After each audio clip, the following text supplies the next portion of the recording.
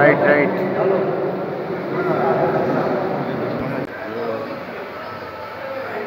ততস্থ রাখলো চেয়ারে বসে আমাদের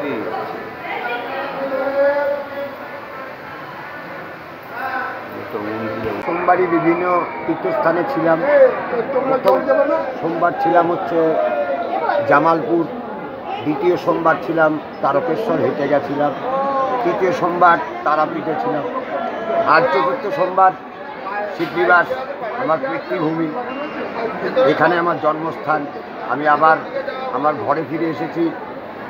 আমি বাবার মাথায় জল ঢালতে চলেছি সকলের মঙ্গল কামনায়, সকলের সুস্থতা কামনায়। বাবা ভোলানাথের কাছে কামনা করি আগামী দিনগুলো যেন সকলের জীবনে সুন্দর এবং মধুর হয়ে ওঠে।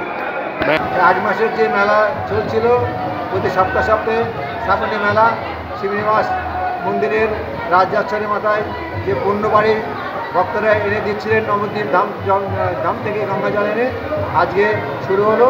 আগামীকাল সন্ধ্যা অবধি এই জল দেওয়া চলবে। সমস্ত দিকটা দেখভাল করছে কৃষ্ণনগর। কটায় শুরু হলো?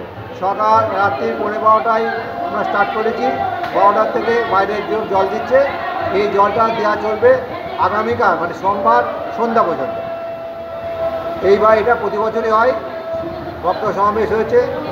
নদিয়া কৃষ্ণনগর পুলিশের আধিকারিকরা সবাই সহযোগিতা করছেন, তাদের আমি ধন্যবাদ জানাই।